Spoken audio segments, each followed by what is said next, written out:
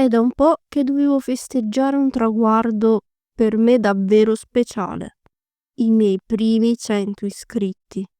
So bene che questo tipo di video andava di moda più di 10 anni fa, ma credo che ogni creator viva questo momento in modo diverso. Per me, il fatto che oltre 100 persone abbiano deciso di ascoltarmi e prendermi sul serio è già tantissimo. Eppure non voglio dedicare questo primo traguardo né a me stessa né a voi.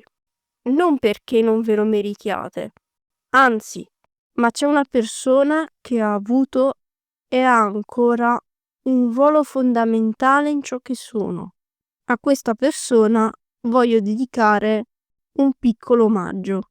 100 aneddoti, proprio come gli iscritti, che in binario, tra l'altro, equivale al numero 4. Alle elementari, quando finivo in anticipo i compiti, leggevo tantissimo. Alcuni libri li divoravo in pochi giorni. Tutto cambiò il giorno della mia prima comunione, quando conobbi mio zio per la prima volta.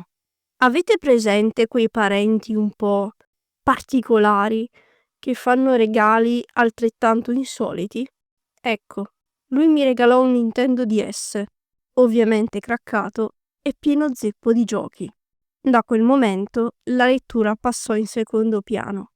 Volevo provarli tutti, uno dopo l'altro. A scuola, non sto neanche a dirvelo, scoppiò il dramma. La mia maestra di italiano cercava in tutti i modi di farmi leggere, ma senza successo. Non sono il tipo che fa le cose forzatamente. Mi muove solo la curiosità e l'iniziativa personale.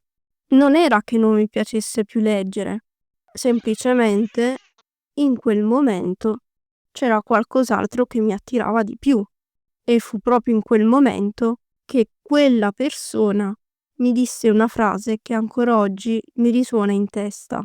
Chi legge, scrive bene, pensa bene, dorme bene. Ed è vero, il mio amore per la lettura non è mai svanito, si è solo trasformato, migrando verso altri oggetti pieni di parole e a volte anche di immagini. Oggi sembra che per avere rilevanza nel mondo del fitness si debba per forza partecipare a una competizione di alto livello. Tutte le altre vengono liquidate con sufficienza, come se fossero solo gare della parrocchia. Io non sono d'accordo. Credo che anche queste esperienze servano per capire se questo mondo ci appartenga davvero. Quella persona, in un momento della sua vita, decise di togliersi uno sfizio e partecipò a una gara completamente natural. E no, non si faceva le canne. Arrivò terza, dietro a 2 concorrenti che, diciamocelo, erano più maschi che femmine.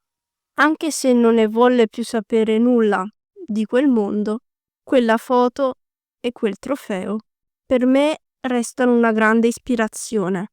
Dimostra che un fisico straordinario si può ottenere con costanza, dieta e tanto allenamento. Nessuna scorciatoia, solo determinazione. In un mondo sempre più pieno di negatività, soprattutto online, mi sono chiesta spesso quale fosse il modo giusto per reagire e fare la differenza. Quella persona, profondamente influenzata dalla filosofia Zen, un giorno mi disse: non devi permettere agli eventi negativi di influenzare il tuo umore e le tue giornate, altrimenti stai dando la vittoria a loro. All'apparenza può sembrare una frase da baci perugina o video motivazionale di bassa lega, ma per me ha avuto un impatto enorme, influenzando il tono e la direzione dei miei contenuti. Sì, posso essere critica, ma mai distruttiva. Posso essere dura, ma non cattiva. Perché quando sei aggressivo fai il gioco del nemico, quando invece rispondi con calma, ironia e argomentazioni solide, mostri indirettamente la tua superiorità. Chiudiamo questo video con qualcosa di più gustoso.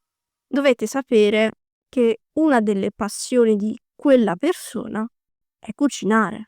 Per svariati motivi non cucina più per me come una volta, ma ho dei bellissimi ricordi legati a certi piatti.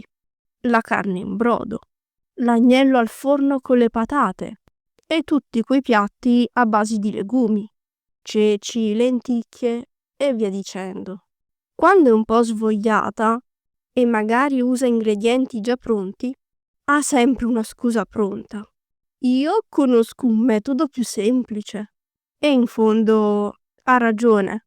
Spesso ci complichiamo la vita con troppi giri di parole e soluzioni inutilmente elaborate, quando la risposta più efficace è anche quella più semplice. Ed è con questa filosofia che voglio chiudere questo video con le parole giuste.